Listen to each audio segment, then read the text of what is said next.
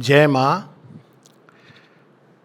थोड़ा सा आज के कंटेक्स्ट में प्रारंभ करना चाहूँगा। म्यूट पे है भैया। हेलो भैया। हाँ, जय माँ। थोड़ा सा आज के कंटेक्स्ट में इस विषय को मैं रखना चाहूँगा, क्योंकि अक्सर हम लोग सुनते हैं कि डेमोक्रेसी के 4 पिलर हैं। जुडिशरी, कॉन्स्टिट्यूशन यानी न्याय संहिता, और जो राजनीतिक पूरा वो है एग्जीक्यूटिव, और इनका चौथा पिलर, मतलब ये 4 पिलर जो हम लोग बात करते हैं, जर्नल जो मीडिया है, तो इनको कहा गया है कि ये 4 पिलर जो हैं यही डेमोक्रेसी के आधार स्तंभ है। तो जब भी मैं इसको देखता हूँ, ये इसकी बहुत चर्चा होती है, तो मेरे मन में एक विचार उठता है कि ये डेमोक्रेसी और उसके 4 पिलर ये एक वेस्टर्न कंसेप्ट है, क्योंकि ये पिलर तब तक काम नहीं करेंगे जब तक एक मूल चीज है जो मनुष्य के अंदर विकसित ना हो। आपने पिलर्स तो बना लिए, लेकिन अगर हम स्तंभों का ही लें तो ये स्तंभ मिट्टी के बने हैं, ये स्तंभ लोहे के बने हैं, ये स्तंभ स्वर्ण के बने हैं, ये स्तंभ हीरे के बने हैं। तो स्तंभ किस चीज के बने हैं? तो यहाँ हम देखते हैं कि भारतीय सभ्यता कितनी दूर तक उन्होंने सोचा कि इन्होंने सृष्टि के आधार जो हैं वही जीवन के आधार होने चाहिए, राजनीति के आधार होने चाहिए, और राष्ट्र का भी आधार होना चाहिए। तो इसमें 3 पिलर्स की बात की गई है, और चौथा हम लोग अपने अनुसार जोड़ सकते हैं इसमें। और उसमें ये 3 पिलर जो हैं, सत्य, न्याय, धर्म, और चौथा अगर हम जोड़े तो अहिंसा। ये 4 पिलर्स बताए गए हैं जो, तो इन क्वालिटीज़ को, इन गुणों को अगर हम अपने अंदर कल्टीवेट करते हैं और हम जानते हैं इनको, इन पर मनन करते हैं, इनके अनुसार जीते हैं, तो ये अंतर नहीं पड़ता कि कौन राजा है, कौन एग्जीक्यूटिव है, कौन जुडिशरी है, क्योंकि ये मानव जीवन के आधार हैं। और इसीलिए हम देखते हैं कि भारतवर्ष की पहचान, कुछ शब्द हैं जो भारतवर्ष में जिन्होंने भारतवर्ष की मानसिकता को प्रारंभ से मथा है, और उनमें से एक शब्द है धर्म। बिना उसके हम समझ नहीं सकते भारतवर्ष को, बिना धर्म को समझे हम महाभारत रामायण को नहीं समझ सकते, और बिना धर्म को समझे हम अपने जीवन को नहीं समझ सकते। तो ये इसका एक छोटा सा बैकग्राउंड है, और इसीलिए धर्म को समझना इतना आवश्यक है। और बिल्कुल जैसा आपने कहा कि आज के समय में ही नहीं, महाभारत के समय में भी धर्म की बहुत ही अद्भुत व्याख्या होती हैं। एक बड़ी एक इंसिडेंस है जिसमें जब द्रौपदी का विवाह हो जाता है 5 पांडवों से, और वो जब राजसभा में आती हैं तो उनको स्वीकार करने से कि ये तो साम्राज्ञी बन ही नहीं सकती क्योंकि इनके 5 पति हैं, तो इस बात पर चर्चा होती है, धर्म की चर्चा होती है। महाभारत वास्तव में धर्मशास्त्र है, उसमें बड़े सूक्ष्म ढंग से तो अलग अलग लोगों का अपना मत होता है कि क्या ये धर्म सम्मत है या धर्म सम्मत नहीं है। और उसी महाभारत में एक बड़ा सुंदर अद्भुत वाक्य आता है, क्योंकि जब ये सारी बातें चल रही हैं तो जिससे हम सब परिचित हैं कि धर्मो रक्षति रक्षिता, जो धर्म की रक्षा करता है धर्म उसकी रक्षा करता है। अब ये बैकग्राउंड है, और उसमें हम जाते हैं कि धर्म क्या है। तो धर्म शब्द की जो व्युत्पत्ति है वो ध्र धातु से होती है, और ध्र का अर्थ है जो धारण करता है, जो आपको होल्ड करता है। तो इसीलिए जैसा आपका बेसिक फंडामेंटल फेथ है, जो आपका मूल श्रद्धा है कि ये जीवन का सत्य है, कौन आपको होल्ड कर रहा है, कौन पकड़ रहा है, कौन सपोर्ट कर रहा है, कौन है जो आपकी धुरी है जिसके चारों तरफ जीवन घूम रहा है, जैसी आपकी मूल धारणा रहेगी वैसा आपके जीवन की क्वालिटी रहेगी। उसको आप धर्म या अधर्म में, बिल्कुल सिंपल डिफरेंशिएशन यहाँ पर है कि कुछ सभ्यता ये कहती हैं कि जीवन का मूल आधार कामनाएं हैं या जड़ तत्व है। तो जो लोग ये मान के चलते हैं कि जीवन का मूल आधार जड़ तत्व है, कामनाएं हैं, और उनकी संतुष्टि ही जीवन का ध्येय है, जो लॉजिकल है उससे निकलता है, तो वो सभ्यता अधर्म की सभ्यता, इसी को असुर राक्षसी सभ्यता कहा गया, क्योंकि वो मूल रूप से वो ये मानती है कि ये जो सृष्टि उत्पन्न हुई है, जो आप बात कर रही थी उसमें श्रीमद् भगवद गीता के 16वें अध्याय में जब वो कहते हैं असुर कैसा सोचते हैं, तो वो ये कहते हैं कि ये संसार में ये कामनाओं से उत्पन्न हुआ है और कामनाओं की संतुष्टि के लिए है। तो जब इस प्रकार की अवधारणा होती है तो हमारी मूल सभ्यता की जड़ों में ही अधर्म व्याप्त है। तो उस सभ्यता में जैसे जैसे विकसित होंगे या लोग, वो चूंकि वो अधर्म है तो उनकी आज नहीं तो कल वो रक्षा नहीं हो सकती उस सभ्यता की, जो हम देख रहे हैं over a period of millenniums कि किस तरह की सभ्यताएं आई, डिक्लाइन हुई, खत्म हो गई। रोमन साम्राज्य इसका एक बड़ा अद्भुत उदाहरण है कि रोमन साम्राज्य अगर आप देखें तो उससे बेहतर ऑर्गेनाइज्ड और मिलिट्रीली पावरफुल अगर कोई साम्राज्य था, जो सैन्य बल में भी सशक्त था और ऑर्गेनाइजेशन में भी परफेक्ट था, कहा जाता है कि रोमन साम्राज्य जैसा कोई साम्राज्य नहीं था। आज उसके अवशेष भी पाना आपको मुश्किल है। केवल एक कोलेजियम बचा है उनका और दो चार चीज़ें, खत्म हो गया। इटली एक सिकुड़ करके एक छोटी सी जगह बन गई है। तो ऑटोमन एम्पायर था, वो भी एक साम्राज्य था, समाप्त हो गया, हिस्ट्री में लोगों को पता भी नहीं था। मुगल साम्राज्य था, मुगल साम्राज्य के वंशज सुना है कि फैजाबाद में चाय बेचते हैं। तो ये अवस्था है। लेकिन भारतवर्ष के बारे में ये बड़ी अद्भुत बात है कि कंटिन्यूटी ऑफ सिविलाइजेशन अगर आप कहीं भी देखते हैं तो भारतवर्ष में देखते हैं। और उसका कारण यही है कि हमने धर्म के मूल स्वरूप को जानने की चेष्टा की। समझा कितना नहीं समझा वो एक अलग बात है, किंतु एक बात जो धर्म के मूल में है, सत्य, तो उसको हमने बिल्कुल सही ढंग से पकड़ा है। और वो ये है कि ये संसार कोई कामनाओं से नहीं निकला, इसकी शून्य से नहीं उत्पत्ति हुई है, किंतु इसके पीछे एक दिव्य सत्ता है।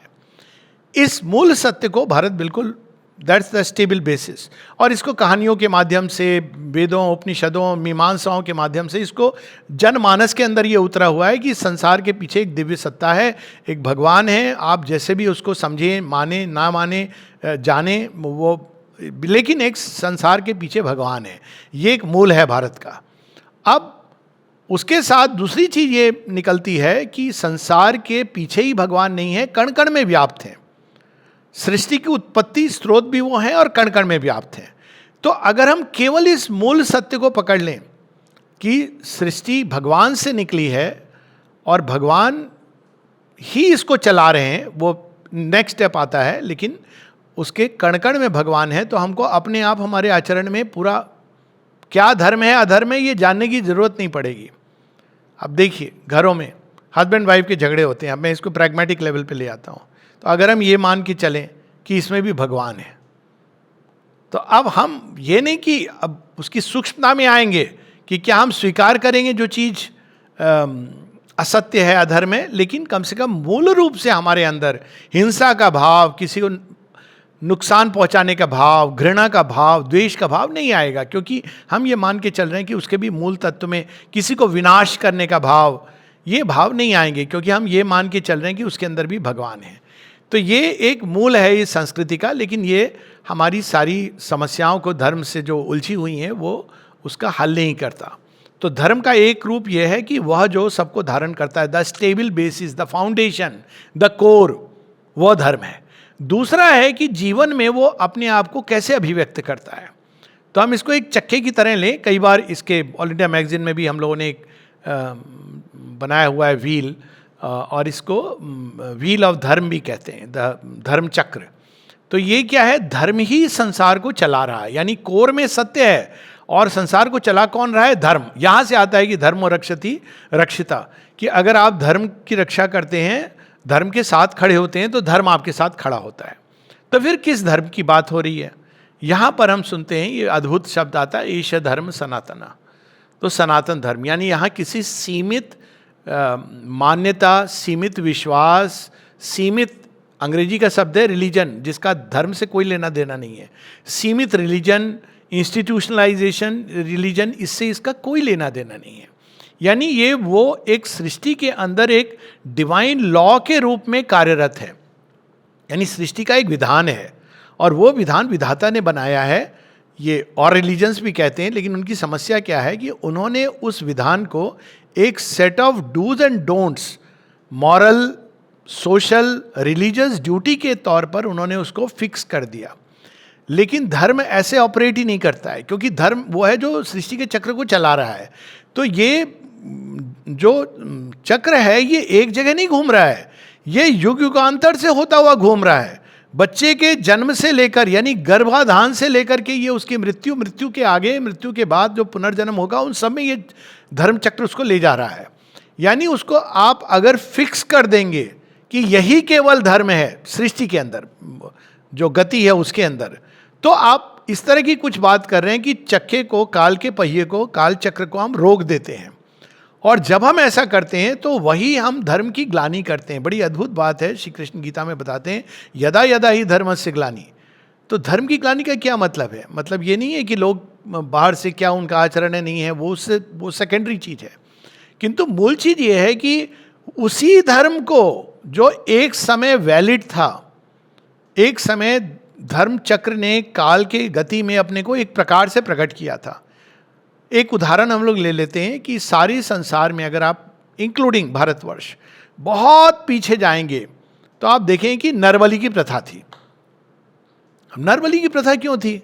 नरबलि की प्रथा इसलिए थी क्योंकि एक ऐसा समाज जिसमें सारे मनुष्य अभी पशु से निकल रहा है और उसके अंदर राक्षसी तत्व, आसुरी तत्व बहुत अधिक हैं, तो समाज ने ये प्रथा बनाई थी कि तुम कितने भी अच्छे बड़े क्यों ना हो, लेकिन तुमको समाज के प्रति अपने आप को नत करना है। तो ये सामाजिक व्यवस्था को मेंटेन करने के लिए बनाया गया था।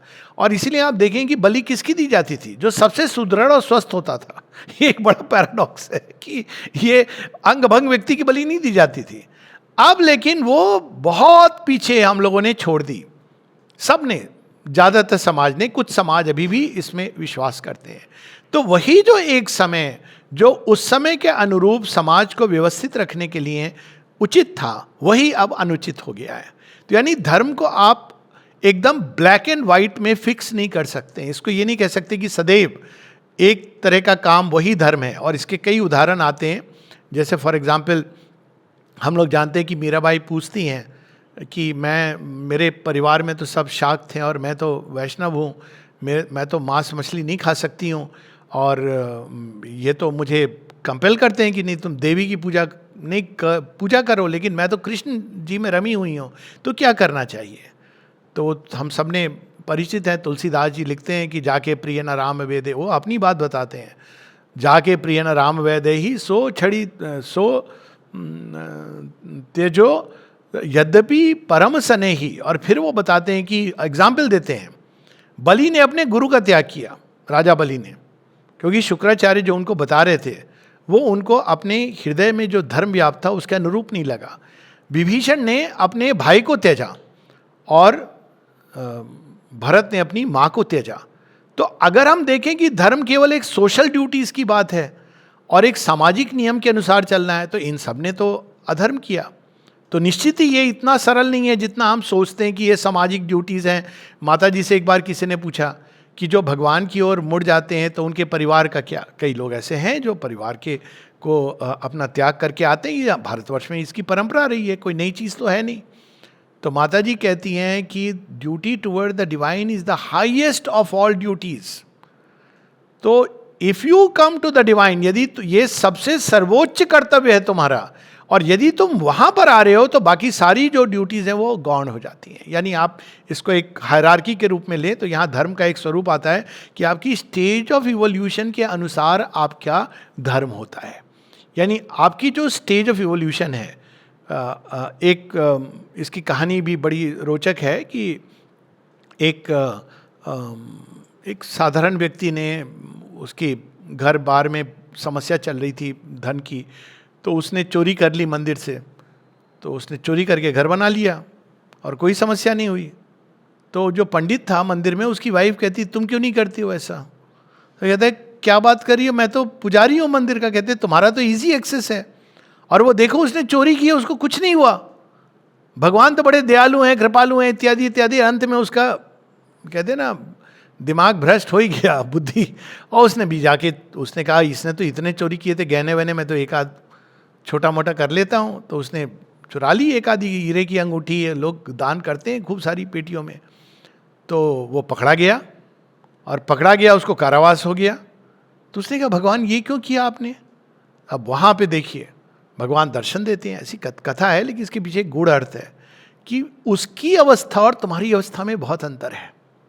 और इसको हम जीवन में भी, वो कर रहा है वो तो महाज्ञान में है, उसके जीवन में समस्या है, वो महाज्ञान में उसको यही समझ आता है।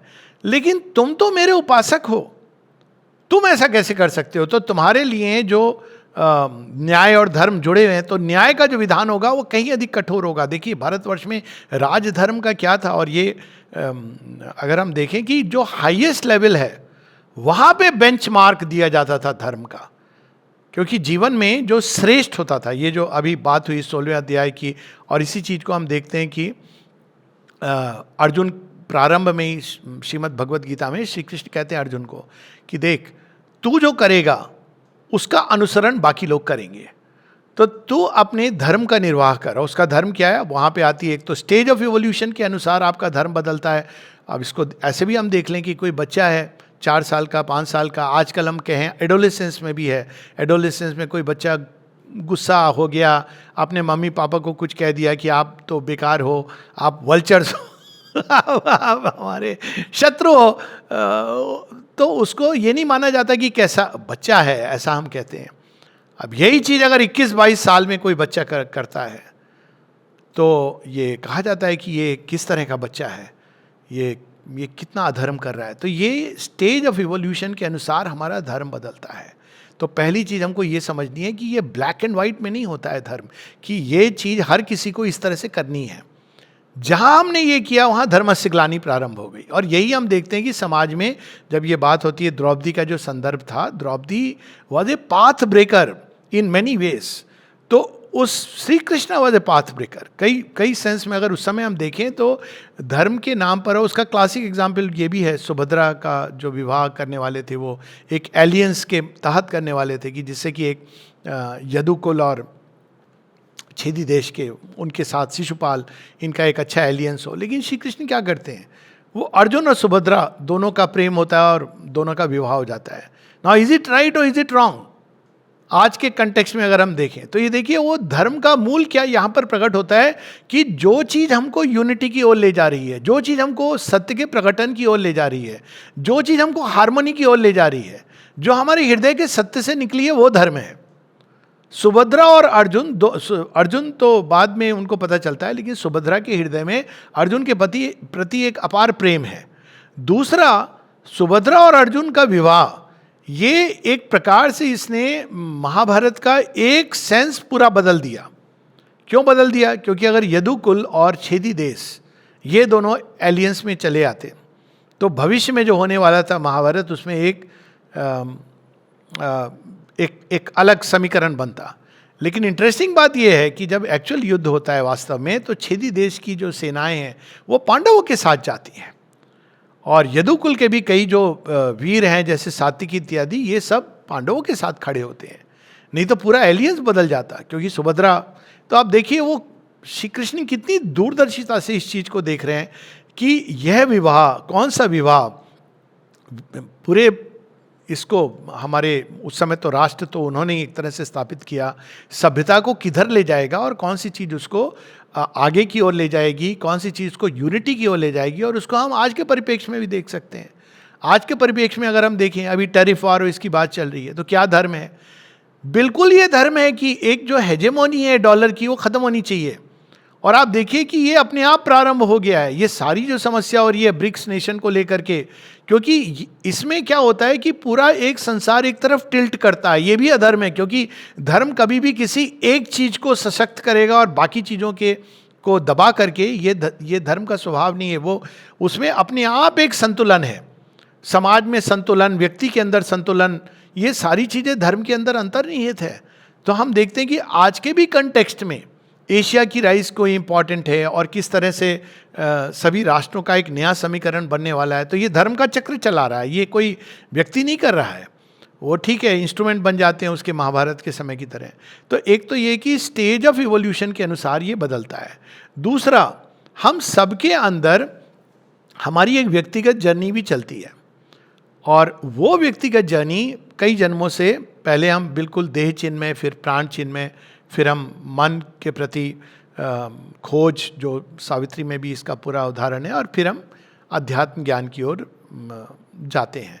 तो जैसे जैसे हमारी ये इवोल्यूशनरी जर्नी चलती, विकास की यात्रा, वैसे वैसे हमारे अंदर वही सत्य एक नया रूप लेके प्रकट होता है। तो वहाँ पर आती है श्री कृष्ण की अर्जुन को कही हुई बात कि तू क्षत्रिय है। और क्षत्रिय का क्या धर्म है?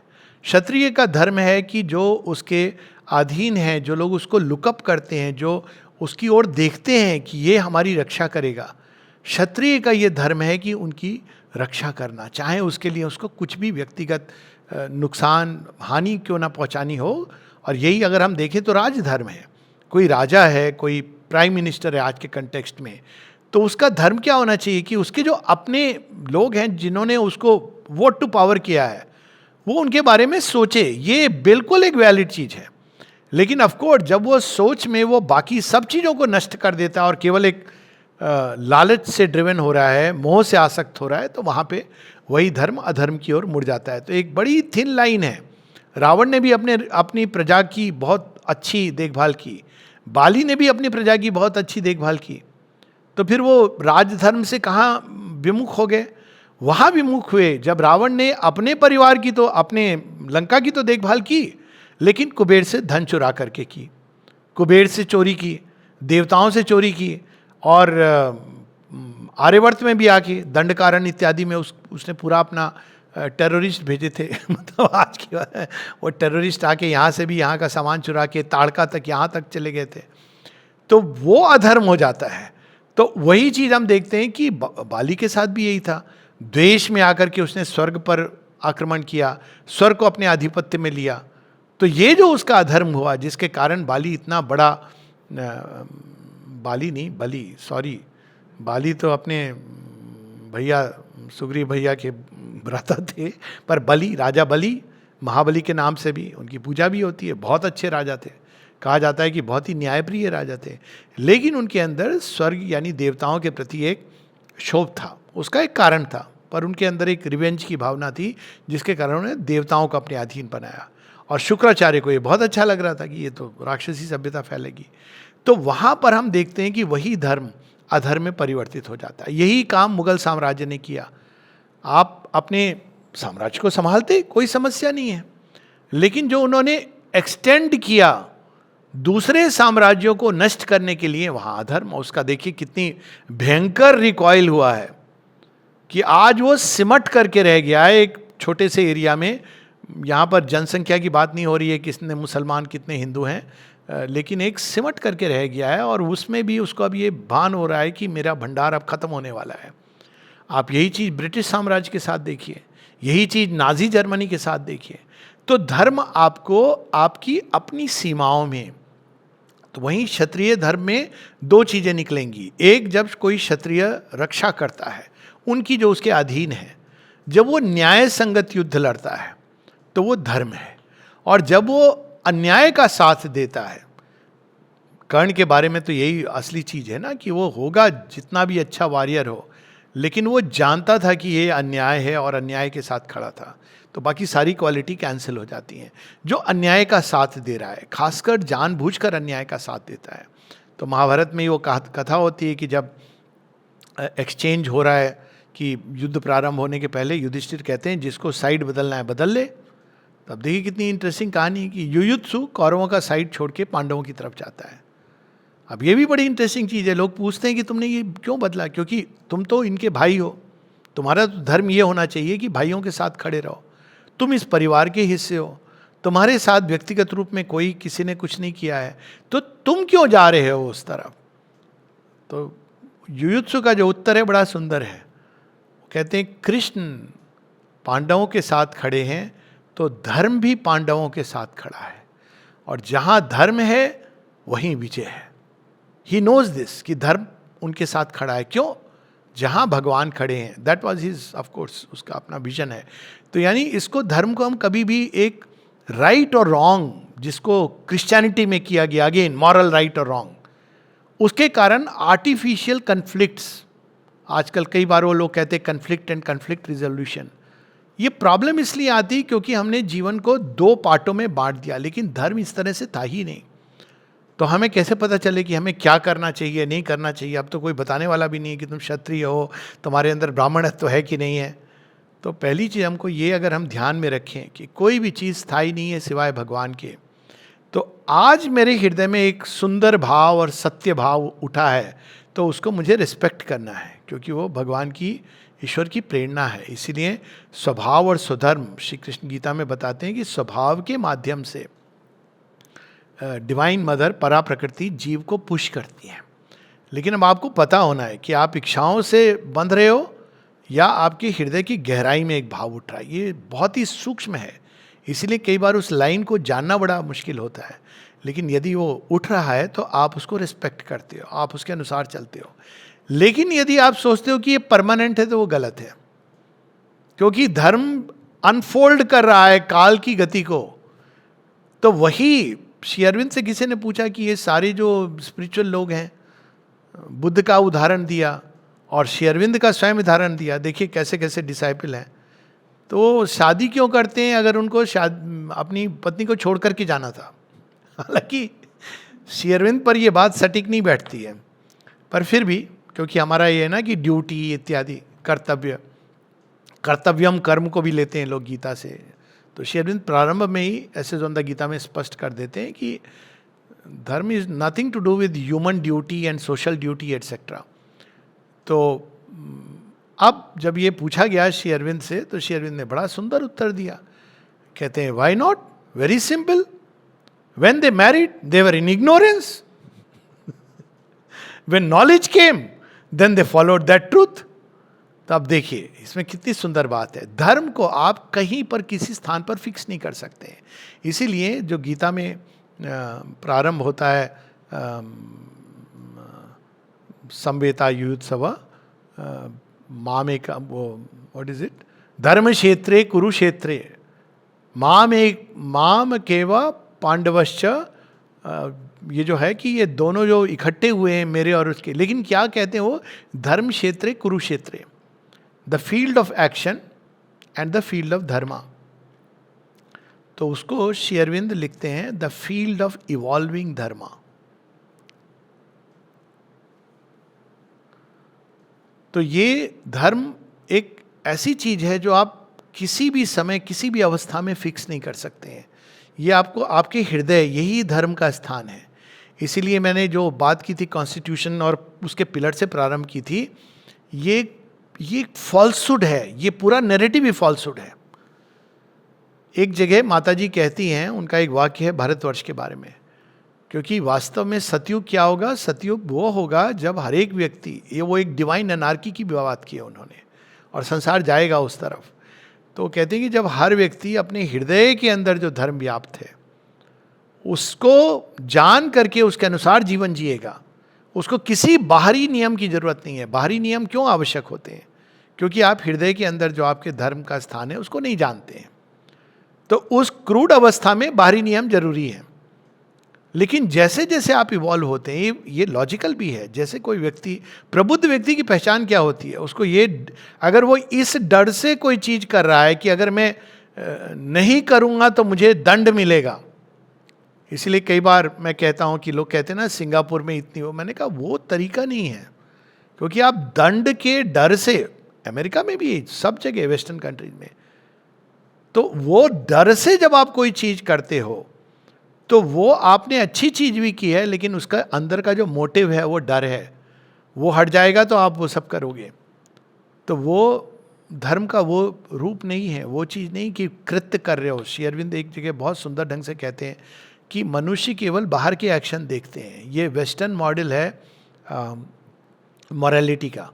वेस्टर्न मॉडल क्या है, बाहर के एक्शन। लेकिन वो कहते हैं कि भारतवर्ष क्या देखता है, मोटिव्स।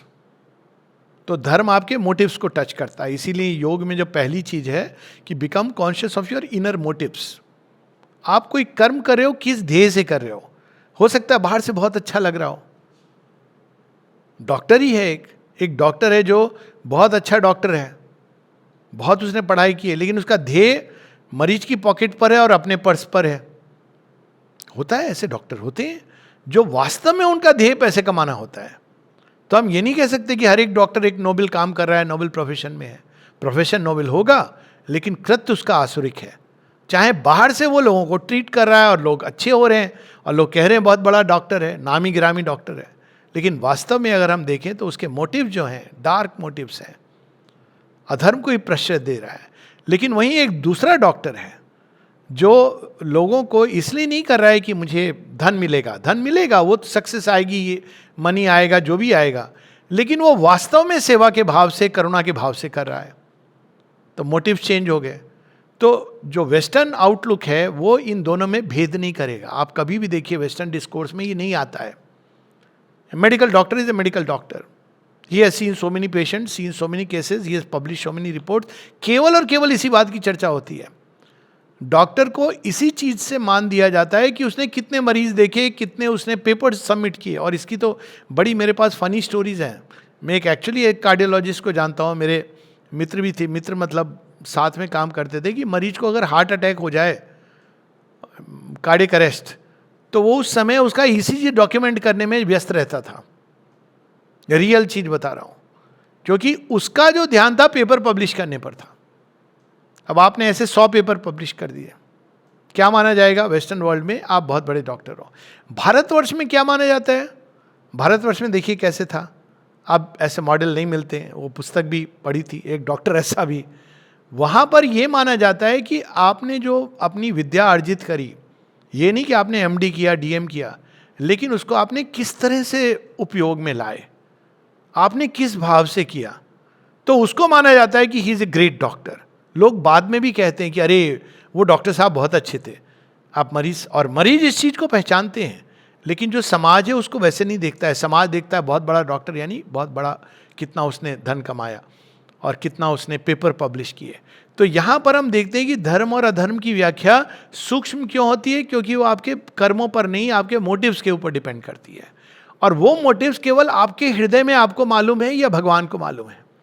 कई बार हम लोग उसको कवर करते हैं। श्री अरविंद कहते हैं माइंड कितने तरह से जस्टिफाई करेगा, 1000 तरीके से जस्टिफाई करेगा अपने कृत्य को, लेकिन अगर वो अपने हृदय की गहराई में जाएगा तो वो जानता है कि कोई कर्म कर रहा है तो क्यों कर रहा है।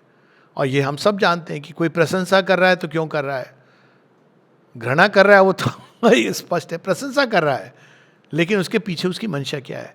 तो ये जो चीज़ है धर्म का एक दूसरा स्वरूप निकल के आता है कि बाहर का कृत्य और अंदर के मोटिव्स। और वहीं पर माता जी एक बड़ी सुंदर बात कहती है, जहाँ से ये वाला भाग हम लोगों ने प्रारंभ किया था। माँ कहती India is the only country where the psychic law can and must govern and the time has come for that now. Psychic law क्या है?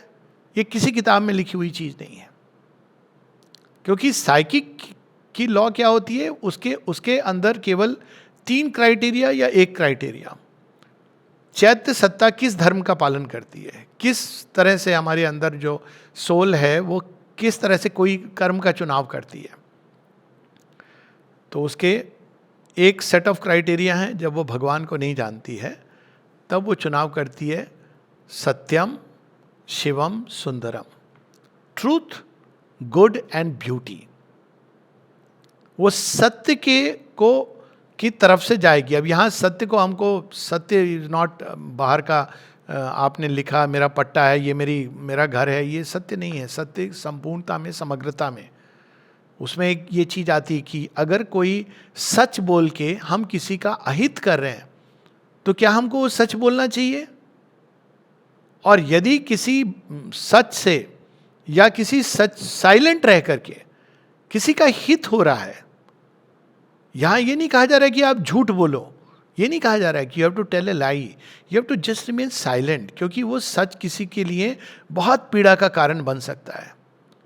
तो अब देखिए यहाँ मोटिव बहुत अलग है। यहाँ किसी चीज़ को छिपाने की आवश्यकता नहीं है। ये नहीं है कि हम ढिंडोरा पीट के बोलेंगे या हम उसको छिपा रहे हैं, किंतु इसलिए हम कर रहे हैं क्योंकि हम किसी को पीड़ा नहीं पहुंचाना चाहते हैं। तो उसके अंदर इस बात का आभास है।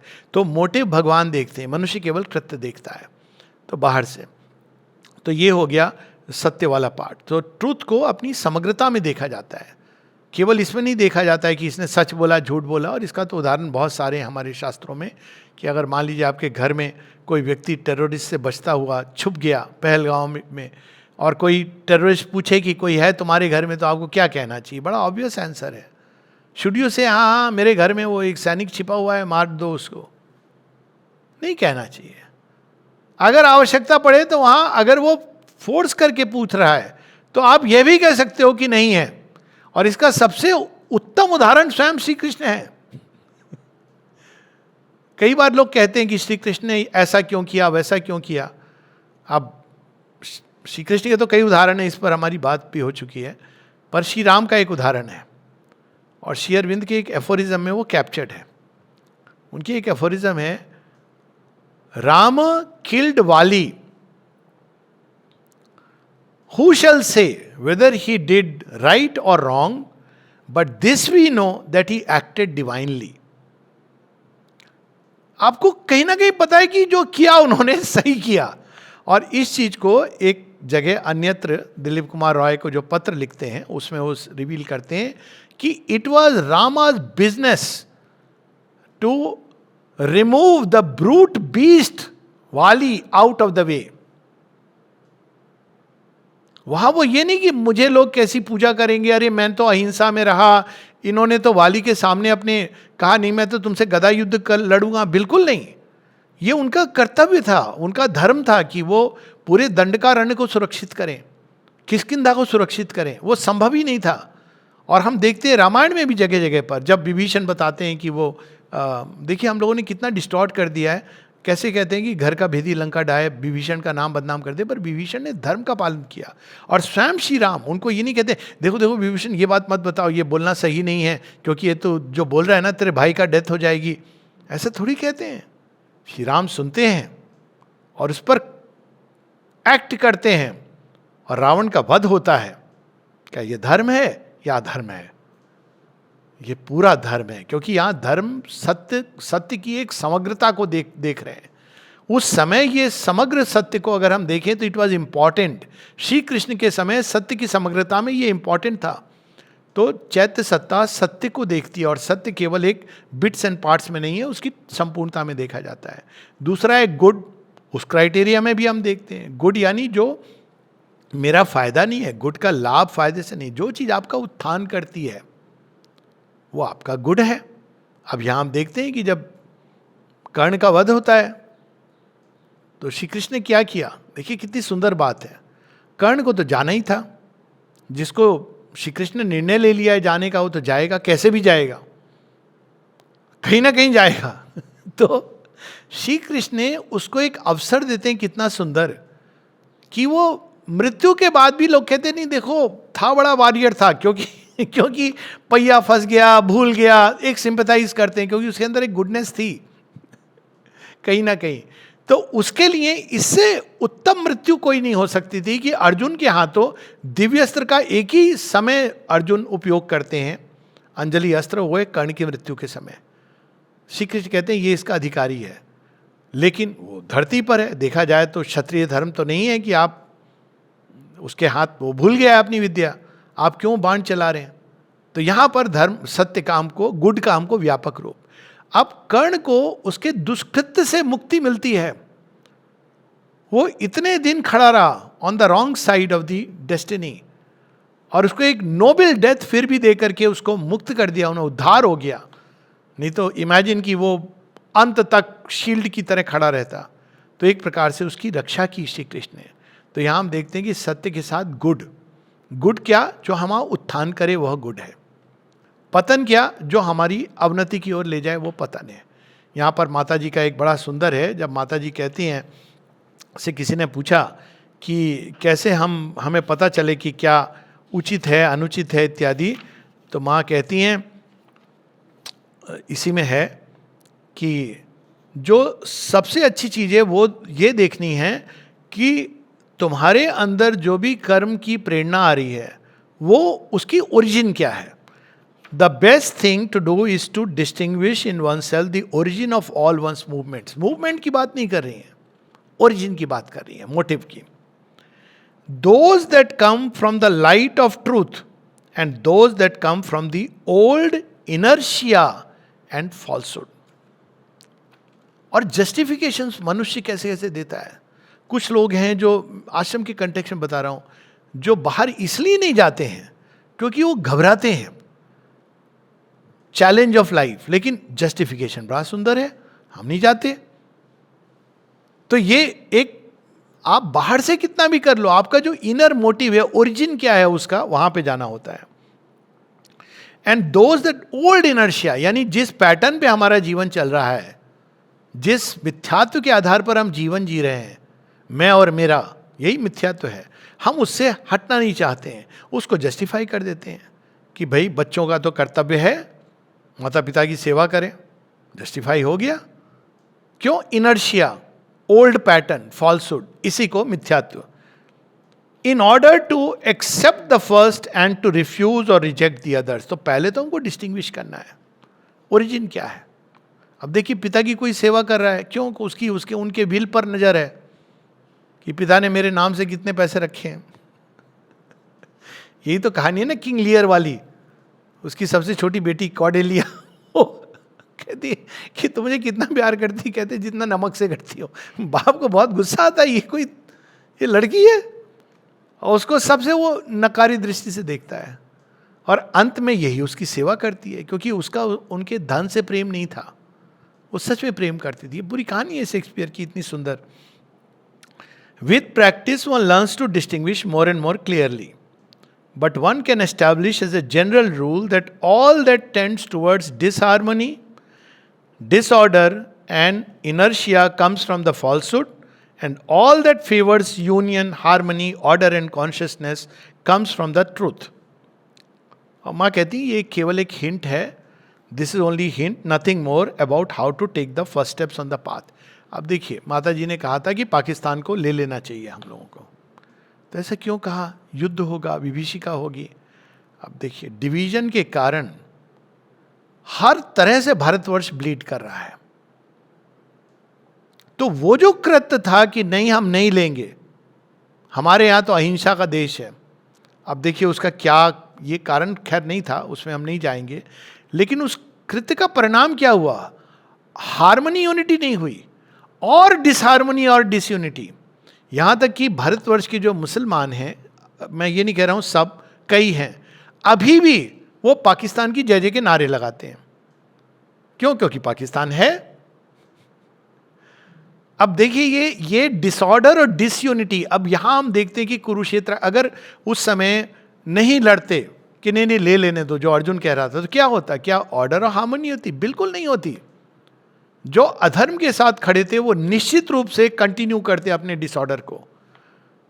तो कभी कभी अधर्म के जो रिप्रेजेंटेटिव्स हैं उनको समाप्त करना लार्जर यूनिटी और ऑर्डर और हार्मनी लाने के लिए आवश्यक होता है।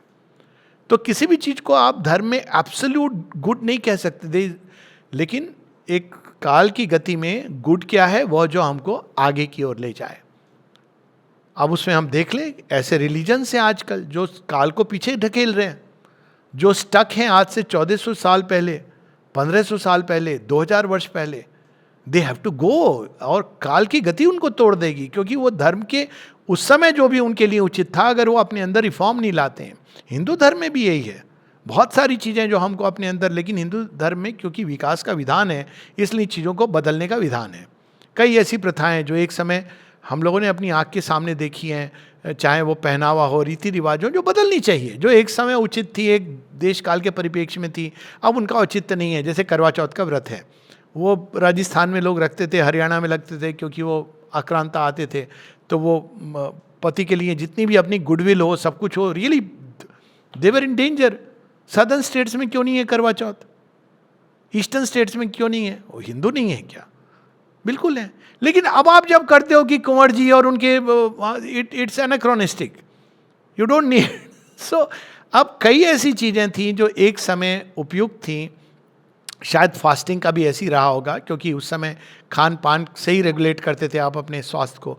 तो अब अगर हम देखें कई चीज़ों एक समय के लिए ठीक होती हैं, लेकिन एक समय वो गुड नहीं रहती हैं, क्योंकि इवॉल्व करते हैं। जैसे लड़कियों के लिए मना होता था पीरियड्स के समय मंदिर में जाना, तो माँ से किसी ने बाहर जाना, चौके में भी जाना, तो माता जी से किसी ने ऐसा पूछा, माँ ने कहा these are rules of hygiene, जिसको रिलीजियस सैंक्शन दे दिया गया।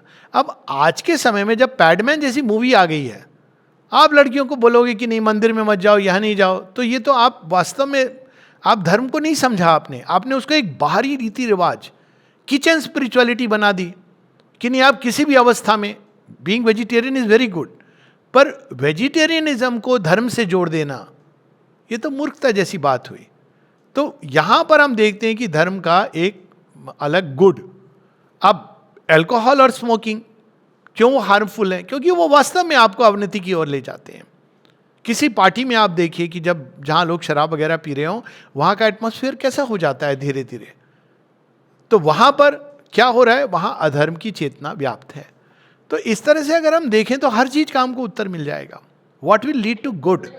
हाँ, मुझे लगता है आपने पाप जो आप व्याख्या कर रहे हैं, ये पाप और पुण्य की भी बहुत अच्छी व्याख्या है। हाँ, बिल्कुल बिल्कुल उसी से जुड़ी हुई है, और उसी के एंड में आता है ट्रूथ, गुड, और तीसरा है ब्यूटी। और ये इतना सुंदर सटीक है। श्री अरविंद की जो पहली जो वो है कृति है, बहुत 64 पेज का उनका एक प्ले है, please read that, harmony of virtues. उसमें श्री अरविंद ये करते हैं कि आधार क्या होना चाहिए हमारे कर्म का, बहुत अद्भुत है, इट्स ब्यूटीफुल, डायलॉग्स हैं केवल उसमें। 18 साल की उम्र में श्री अरविंद ने लिखा है। मैंने तो जब उसको पढ़ना शुरू किया तो यू कांट स्टॉप। अंत में वो कहते हैं कि इसका आधार क्या होना चाहिए। एक जगह उनका वो है प्रेम सृष्टि का आधार है, दूसरा वो कहते हैं कि ब्यूटी, कर्म के मामले में ब्यूटी।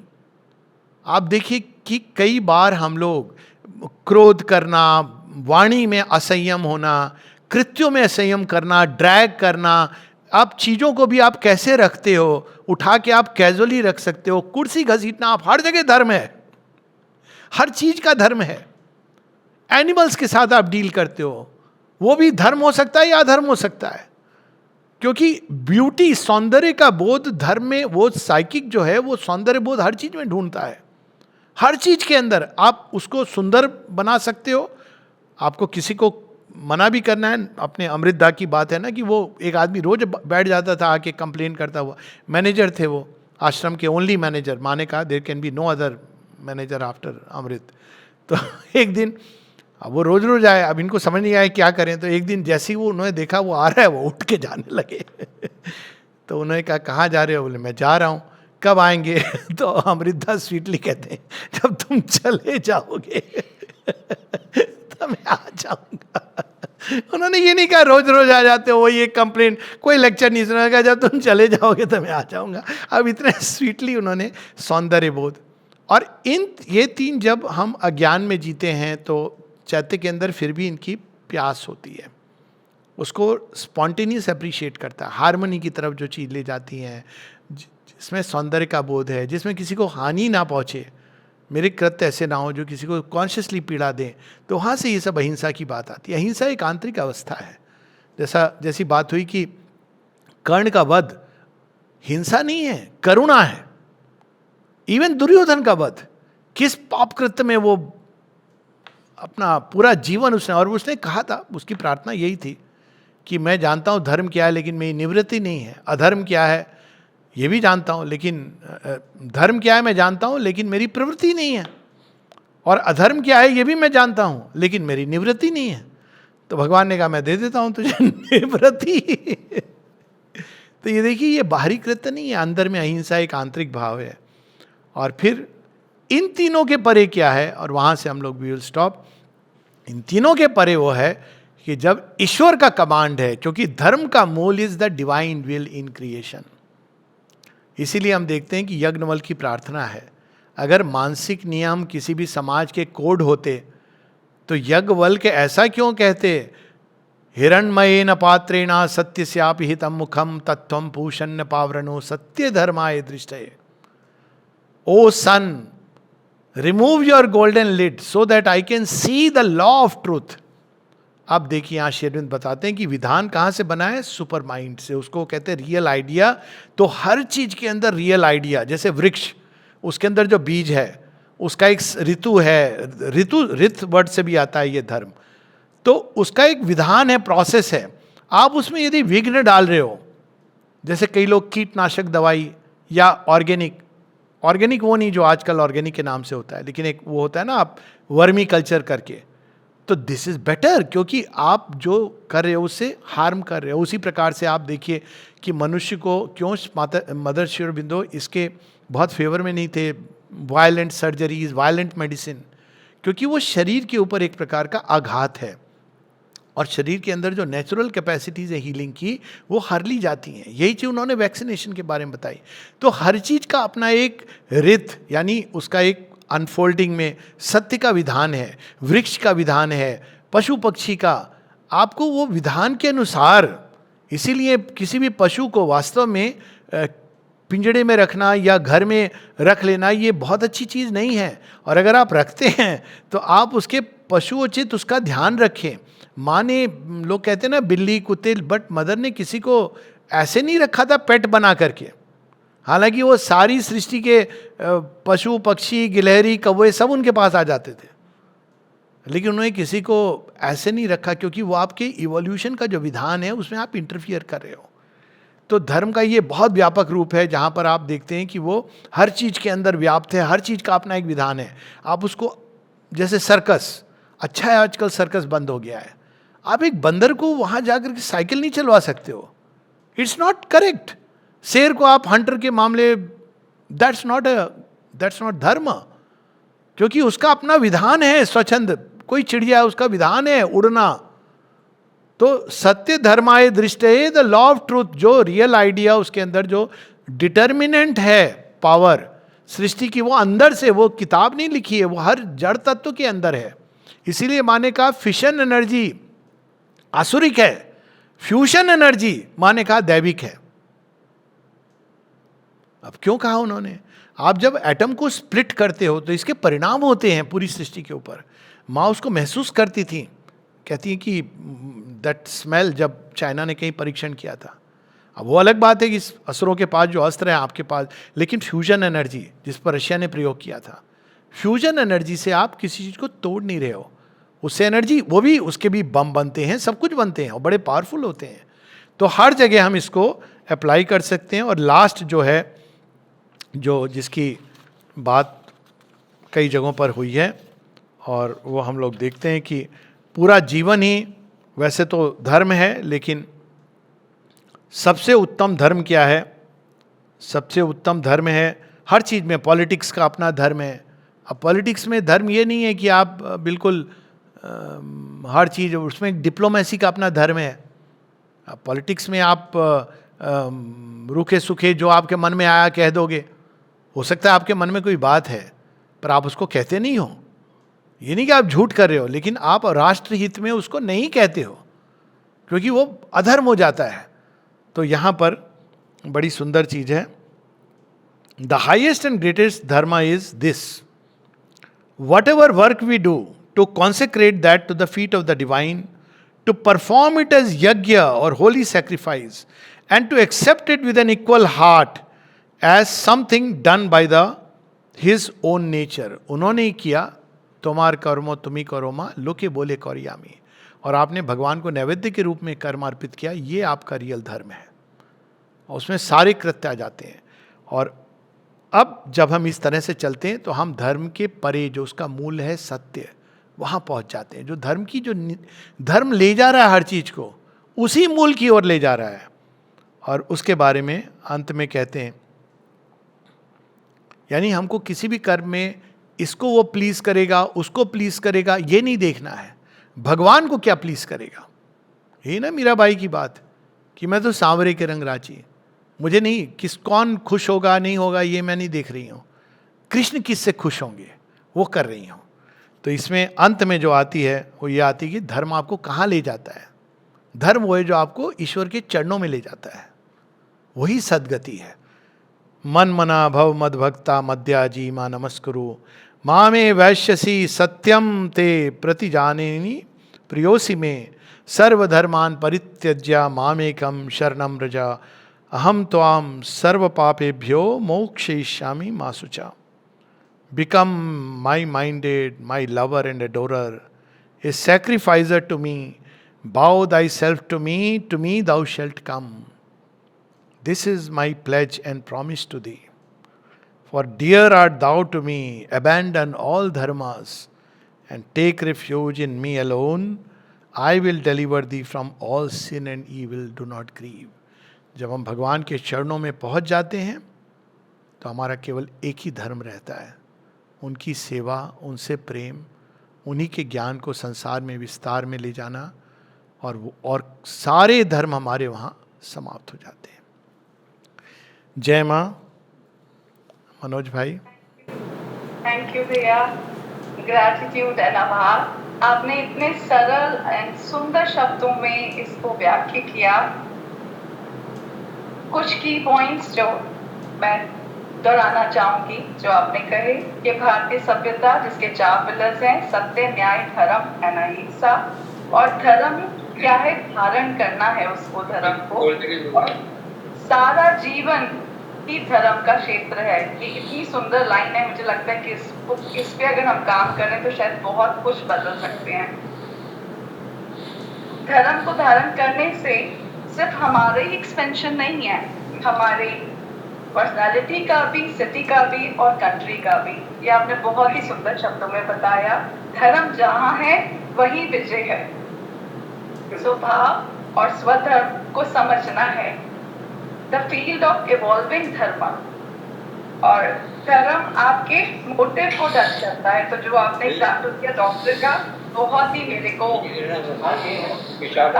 हम कितने आसान तरीके से इसको बता सकते हैं कि क्या धर्म है। और जो आपने माँ की वाणी में कहा, सत्यम शिवम सुंदरम। मनुष्य कृत, यानी कि जो मनुष्य सिर्फ अपने कृत को देखे और भगवान तो मोटिव देख रहे हैं, तो इससे अच्छा और आसान तरीका धर्म को समझने का नहीं हो सकता।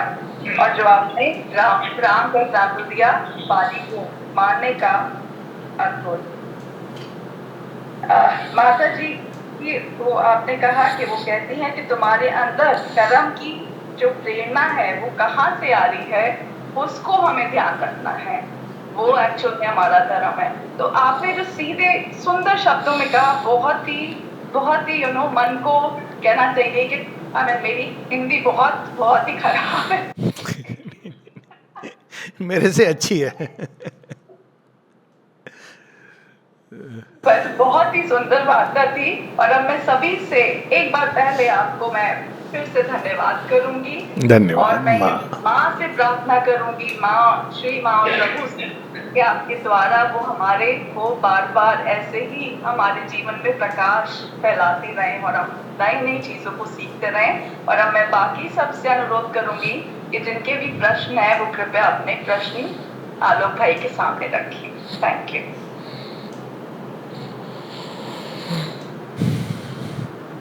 How much time you have, आलोक भाई? है 10 मिनट है हमारे पास। Okay, then we can take. वो आपने बोला था harmony and beauty, Shri Aurobindo की जो रचना है, harmony of virtues. Harmony of virtue. हाँ,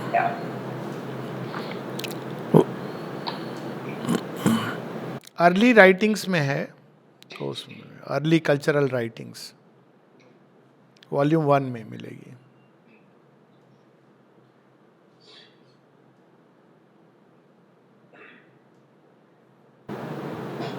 इतनी सुंदर व्याख्या आपने की है कि उसको दोबारा से हम लोगों में इको होता रहेगा बहुत समय तक। और अगर किसी के कोई प्रश्न है तो उसको लेते हैं। पोदार जी कुछ बोलना चाहेंगे तो अच्छी प्रार्थना है, नहीं तो फिर हम लोग विसर्जित हो गए आज के कार्यक्रम से।